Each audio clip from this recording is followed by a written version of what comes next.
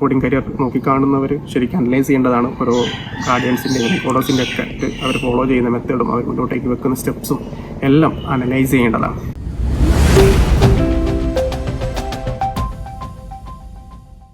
Hi guys, നമ്മളിന്ന് discuss ചെയ്യുന്നത് നമ്മുടെ കോഡേഴ്സിലുള്ള ചേഞ്ചസ് ആണ്. സത്യം പറയുകയാണെങ്കിൽ നമ്മുടെ ഗ്രാജുവേഷന് ശേഷം 3 മന്ത് മെഡിക്കൽ കോഡിംഗ് കോഴ്സ് കഴിഞ്ഞിട്ട് ഒരു MNC അറ്റ്മോസ്ഫിയറിലേക്ക് പോകുന്ന സമയത്ത് ഈ ഒരു ഗ്യാപ്പൊക്കെ കഴിഞ്ഞ് വേറൊരു സ്റ്റേജിലേക്കാണ് അവർ പോകുന്നത്. ഒരു MNC ലൈഫിലേക്കാണ് അവർ പോകുന്നത്.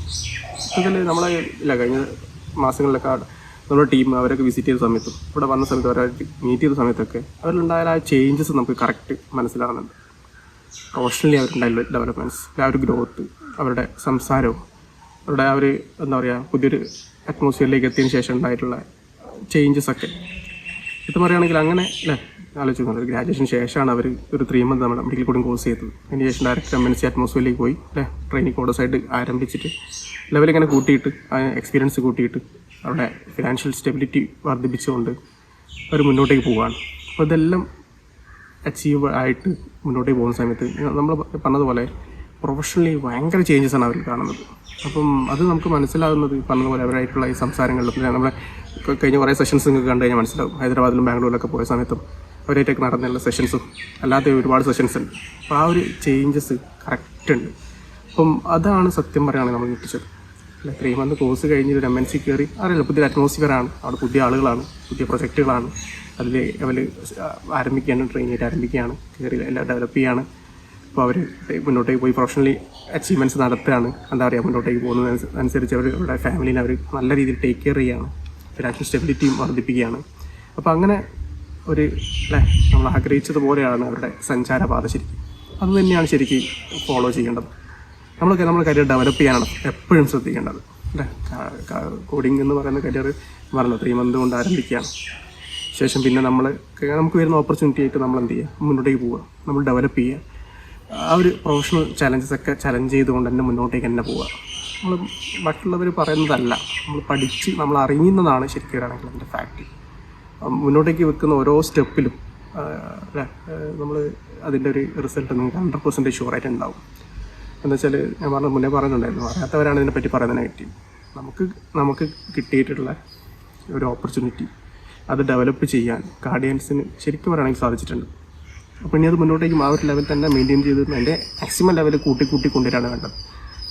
അതിനനുസരിച്ച് എന്തുണ്ടാവും, ഡെവലപ്മെൻറ്റ്സ് അവരുണ്ടാവും. അത് അവർ ഞാൻ പറഞ്ഞ ഫിനാൻഷ്യലി ഉണ്ടാവും, പ്രൊഫഷണലി ഉണ്ടാവും, ഫാമിലിനെ ടേക്ക് കെയർ ചെയ്യുന്നു എല്ലാം.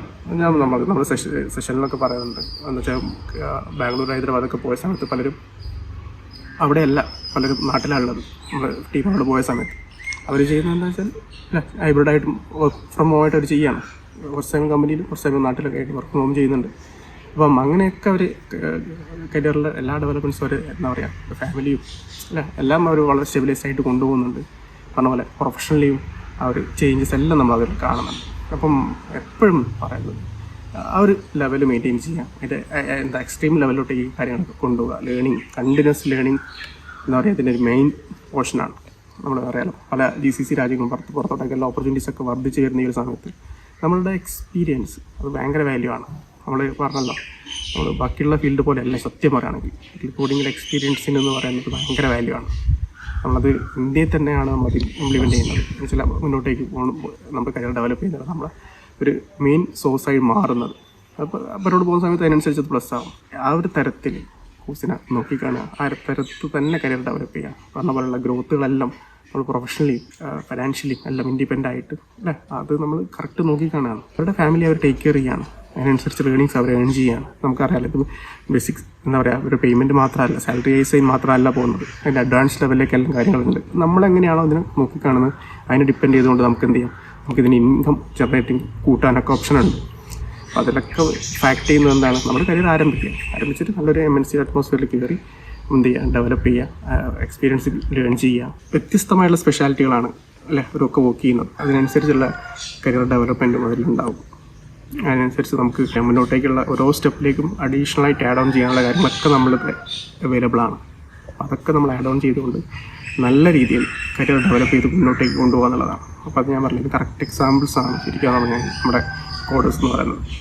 ഒരു വലിയൊരു ചേഞ്ച് അത് നമ്മൾ അവിടെ എന്താ പറയുക കറക്റ്റ് ഇന്നത്തെ സെഷൻസിലെ വീഡിയോസ് എല്ലാം കണ്ടു കഴിഞ്ഞാൽ മനസ്സിലാവും. അവിടെ നിന്ന് പോയിട്ടും അല്ലാതെയൊക്കെ ആയിട്ടുള്ള നമ്മൾ സെഷൻസൊക്കെ കണ്ടു കഴിഞ്ഞാൽ ആ ഒരു ചേഞ്ചസ് അവരിലുണ്ട്. അപ്പം അതവർ കീപ്പ് ചെയ്യുക, മുന്നോട്ടേക്ക് അതിനനുസരിച്ച് എന്ത് ചെയ്യുക, കൂടുതൽ കാര്യങ്ങൾ ലേൺ ചെയ്യുക.